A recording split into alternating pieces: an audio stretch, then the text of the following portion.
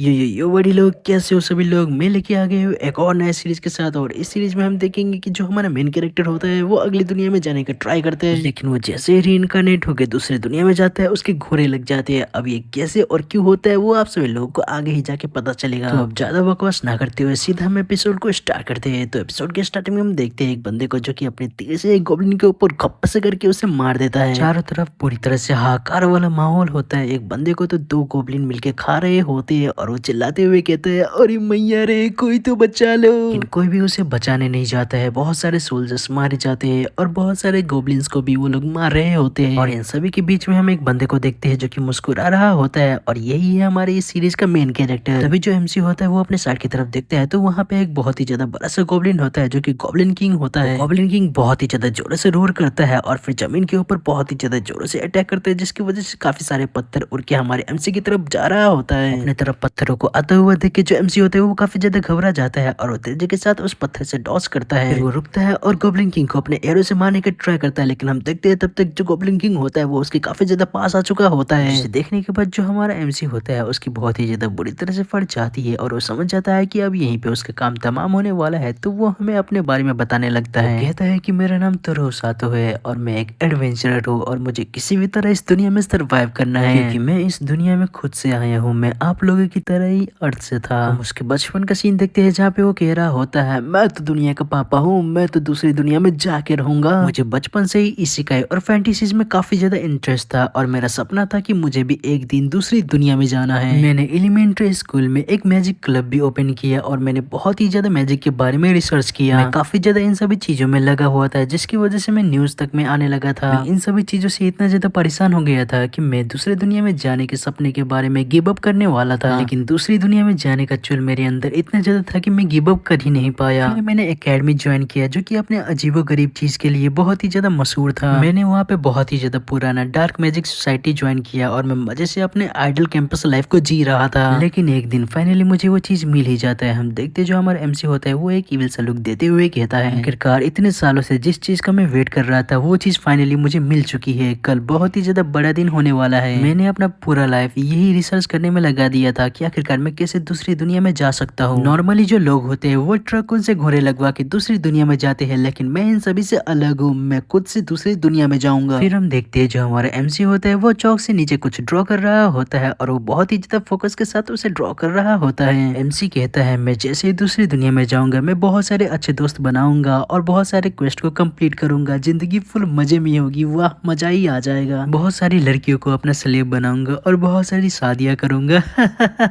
फिर हम देखते हैं जो एमसी होता है वो फाइनली उस चीज को ड्रॉ कर लेता है और वो अपने मन में कहता है, फाइनली मैंने ये चीज बना ही लिया। फिर हम देखते वो अपने बैग से कुछ निकालने लगता है और हम देखते वो एक चाकू को निकालता है। उसकी थोड़ी बहुत फट भी रही होती है, लेकिन वो फिर भी उस चाकू से अपने फिंगर को कट कर लेता है, जिसकी वजह से उसके फिंगर से काफी ज्यादा ब्लड नीचे की ओर गिरने लगता है। फिर जो एमसी होता है वो कहता है, मैंने जो सोसाइटी ज्वाइन किया है उसमें ये स्पेल काफी ज्यादा पुरानी हिस्ट्री में से एक है। ये जो स्पेल है ये मुझे मेरे सीनियर ने दिया है और मैं आशा करता हूँ कि मैं सारी चीजें अच्छे से कर रहा हूँ और शायद से ये जो स्टेप है ये आखिरी स्टेप है। फिर हम देखते जो एमसी होता है वो अपने ब्लड को उसने जो ड्रॉ किया होता है उसके सेंटर में डाल देता है। उसके बाद वो कहता है, आलू कालू भालू जल्दी से हो जा तू चालू। और उसके बाद वो अपनी आंखों को बंद कर लेता है, लेकिन हम देखते हैं थोड़ी देर होने के बाद भी कुछ भी नहीं होता। उसके बाद जो एमसी होता है वो अपनी आंखों को थोड़ा सा खोलते हुए सामने की तरफ देखता है तो वो देखता है कि कुछ भी नहीं हुआ होता है, जिसकी वजह से वो काफी ज्यादा टूट जाता है। फिर वो उसके पास जाके अलग अलग चीजें बोल के उसको एक्टिव करने के ट्राई कर रहा होता है। वो बोलता है, तेरी माँ की, तेरी बहन की, तेरी अम्मी की, तेरी चाची की, तेरी नाना का, तेरी नानी का, तेरी मामा का, तेरी मामी का, एक्टिव हो जा, एक्टिव हो जा,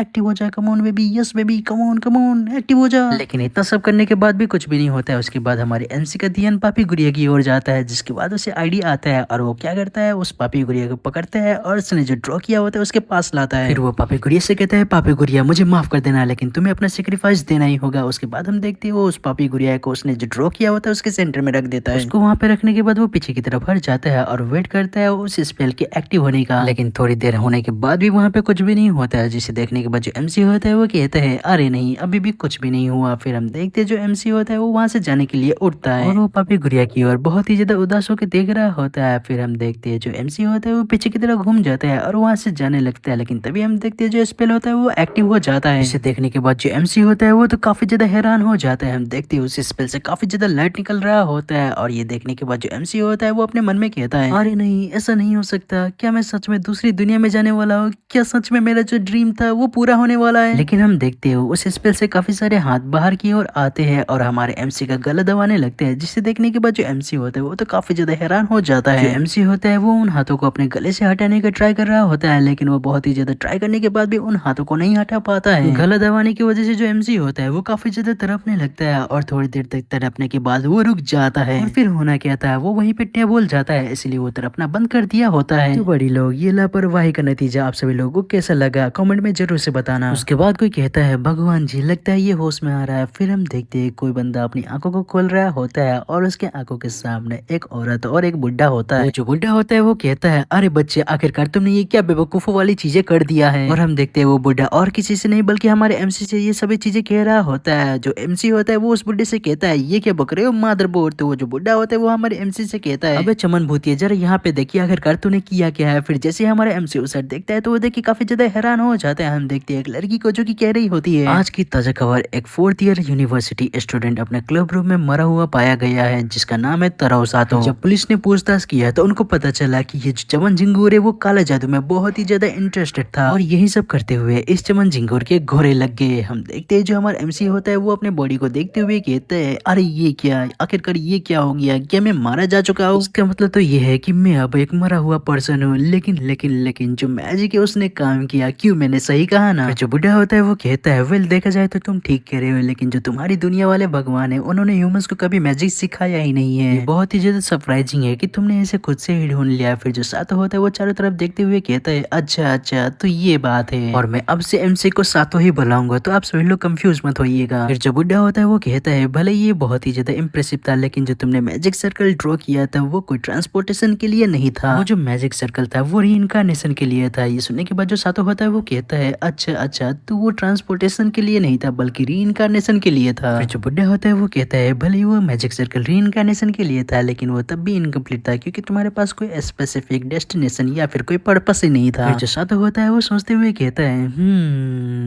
तो इसका मतलब तो ये है कि मैंने सारी चीजें खराब कर दिया था। अच्छा ठीक है, मैं अगली बार से ध्यान रखूंगा। लेकिन जो भी हो मैं दूसरी दुनिया में रीइंकार्नेट होके जाने वाला हूँ, क्यों, मैंने सही कहा ना। और ये सुनने के बाद जो बुढ़ा होता है वो बहुत ही ज्यादा अजीब नजरों से हमारे मेन कैरेक्टर को देख रहा होता है। फिर जो सातो होता है वो अपने मन में सोचते हुए कहता है मैं अब मारा जा चुका हूँ, तो इसका मतलब ये है कि मैं दूसरी दुनिया में जाने वाला हूँ। मेरा जो बचपन का सपना था वो अब फाइनली पूरा होने वाला है। आखिरकार मैं इतने अच्छे चांस को कैसे अपने हाथों से जाने दे सकता। फिर जो बुढ़ा होता है वो हमारे साथों से कहता है रीइंकार्नेशन ले तो सकते थे, लेकिन जो रीइंकार्नेशन का प्रोसेस था वो कब का बंद हो चुका है। और ये सुनने के बाद जो सातो होता है वो तो बहुत ही ज्यादा शौक हो जाता है। बुढ़ा कहता है ये हाल ही में बंद हुआ है क्योंकि जो न्यू सोल का रिसाइकल लो है वो आ चुका है। जो सातो होता है वो कहता है आखिरकार ये सोल रिसाइकलिंग लो क्या है। जो बुढ़ा होता है वो कहता है अगर मैं तुम्हें सिंपल शब्दों में बताऊं तो जो रीइंकार्नेशन वाला मैजिक होता है उसमें पहले रीइंकार्नेट होने से पहले तुम्हें मरना होता है, इसीलिए इसको सुसाइड माना जाता है। और ये सुनने के बाद जो सातो होता है वो तो बहुत ही ज्यादा शौक होते हुए कहता है क्या कहा, इसको सुसाइड माना जाता है, इसका मतलब तो ये है कि मैंने सुसाइड किया है। जो बुढ़ा होता है वो कहता है सुसाइड एक बहुत ही ज्यादा बड़ा पाप होता है, अगर तुम रीइंकार्नेशन लेते हो तो तुम्हारे साथ बहुत ही ज्यादा बुरा हो सकता है। हालांकि कुछ ऐसे भी लोग हैं जो कि ये इसीलिए करते हैं क्योंकि वो प्रीवियस लाइफ की एबिलिटीज को पा सके, तो इसीलिए उनके साथ अगले जन्म में बहुत ही ज्यादा बुरी चीजें होती है। फिर जो सातो होता है वो डरते हुए पूछता है क्या आप बता सकते हो कि कितनी ज्यादा बुरी चीजें होती है। फिर जो बुढ़ा होता है वो कहता है बुरी चीजें तुम्हारे साथ कुछ ऐसा हो सकता है कि जैसे तुम पैदा होते ही मर जाओगे, या फिर जो तुम्हारे पेरेंट्स होंगे वो तुम्हें स्लेव की तरह बेच देंगे। ऐसा भी हो सकता है कि तुम रीइंकार्नेट होके एक डीमन या फिर बीस्ट या फिर एक इंसेक्ट बन जाओ। और ये सभी चीजें सुनने के बाद जो सातो होता है वो अपने मन में सोचते हुए कहता है क्या कहा, बीस्ट या फिर डीमन की तरह मैं रीइंकार्नेट हो सकता हूँ। अगर देखा जाए तो मैं ये बन के भी जिंदा रह सकता हूँ, लेकिन क्या हो अगर मैं एक इंसेक्ट बन जाऊँ तो।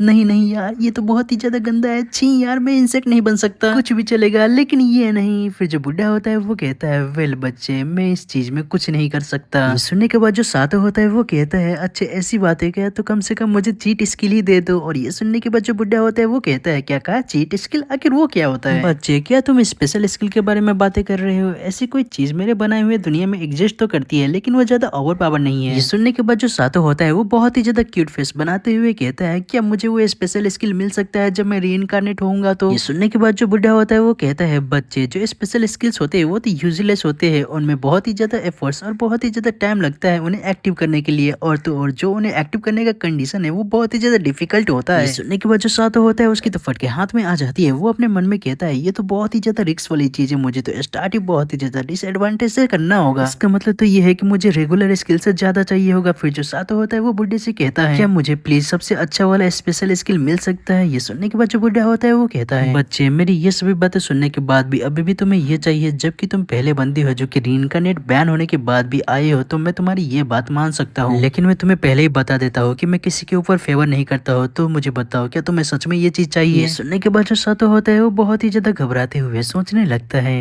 लेकिन जो हमारा ये एपिसोड होता है वो यहीं पे खत्म हो जाता है। आप सभी लोग मुझे जरूर से कमेंट में बताइएगा कि ये सीरीज आप सभी लोगों को कैसे लगी है और मुझे इसको कंटिन्यू करना चाहिए या नहीं करना चाहिए। और अगर आप सभी लोगों ने सब्सक्राइब नहीं किया होगा तो सब्सक्राइब भी कर दीजिएगा। तो फिर मिलते हैं फिर किसी और नए वीडियो के साथ, तब तक के लिए टाटा बाय बाय।